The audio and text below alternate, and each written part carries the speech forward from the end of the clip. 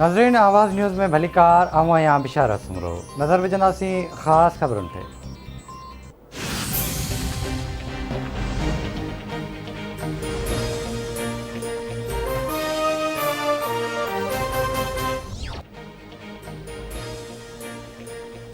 वज़ीर आज़म इमरान खान जी सदारत हेठि क़ौमी सलामती कमेटी जो इजलास जारी। वफ़ाक़ी वज़ीर आला फ़ौजी इख़्तियारियूं ऐं इंटेलिजेंस सरबराह शरीक। इजलास में कलदम तहरीक लबैक जे एहतजाज सबबि पैदा थियल सूरतहाल समेत क़ौमी सलामती जे ॿियनि मामलनि ते बि गौर वीचार कयो पियो वञे।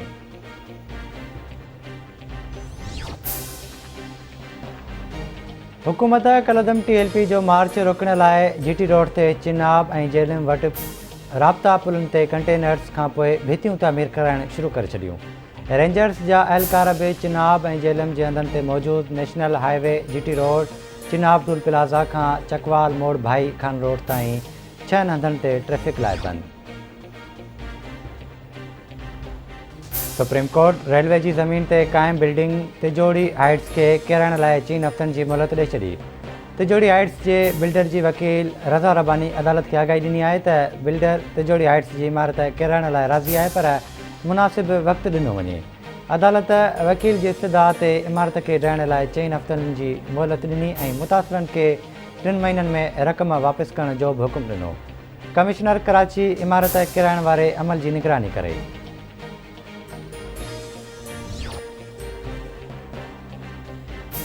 बलोचिस्तान अवामी पार्टी जो अॻुवाण ऐं अॻूणो स्पीकर अब्दुल क़ुद्दूस बिज़ंजो अॼु बलोचिस्तान जे नए वॾे वज़ीर जे उहिदे जो हलफ़ खणंदो। हलफ़ बरदारी तक़रीब अॼु शाम 4 वॻे गवर्नर हाउस में मुनक़द कई वेंदी। गवर्नर सैयद ज़हूर आगा अब्दुल क़ुद्दूस बिज़ंजो खां वॾ वज़ारत जो हलफ़ खणाईंदो। तक़रीब में असैम्बली मेंबर, सियासी जमायतुनि जा अॻुवाण ऐं सिविल तौरु मिलिट्री इख़्तियारियूं बि शिरकत कंदियूं।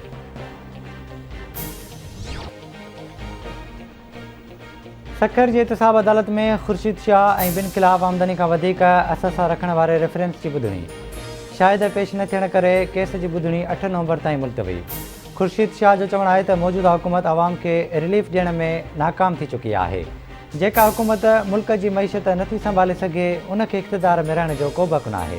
इमरान ख़ान मुल्क लाइ रिस्क बणिजी वियो आहे। वधीक रहियो त मुल्क में तबाही खां सवाइ ॿियो कुझु बि हासिलु न थींदो।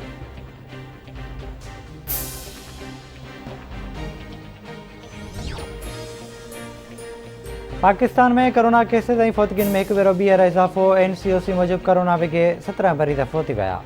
659 नवां केस रिपोर्ट। 24 कलाकनि दौरान कोरोना जा करे केसिस जी शरह 1.46% रही।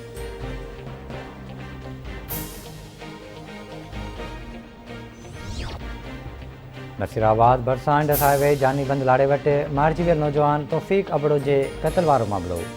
पुलिस ॻोठ मक़बूल तीवड़ा में बिरोही बिरादरी जे घरनि ते चढ़ाई। शक जे बुनियाद ते 6 ॼणा गिरफ़्तार। पुलिस गिरफ़्तारियुनि खां लातालगी ज़ाहिर करे छॾी।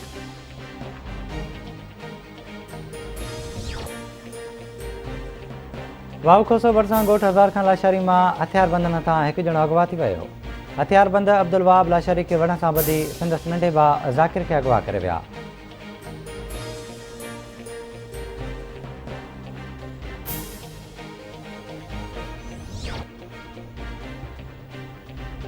खानपुर तालके में उड़ी वबा ते ज़ाब्तो न अची सघियो। ॻोठ तमाचाणी जाफ़री में उड़ी विघे वधीक 2 ॿार फ़ौती विया। उड़ी विघे 5 वरनि जो मुज़मिल ऐं समीना जाफ़री फ़ौती हुई। 6 ॿार उड़ी में मुब्तला इस्पतालुनि में दाख़िल। रात लगारी वेझो गोहराबाद वटि महर बिरादरी जे बिंदुरनि में ज़मीन जे मामले तां छेड़ो 6 ॼणा रतोरत। जड़ींदड़ धुरियुनि हिक ॿिए जे घरनि खे बाहियूं ॾेई छॾियूं। ज़ख़्मियुनि खे इस्पताल मुंतक़िल कयो वियो।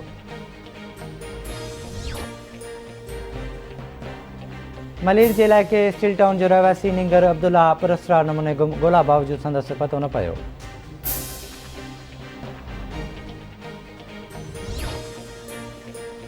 ऐं ICC T20 वर्ल्ड कप जे सुपर 12 मरहले में अॼु पाकिस्तान ऐं अफ़गानिस्तान जूं टीमूं दुबई क्रिकेट स्टेडियम में आम्हूं साम्हूं थींदियूं।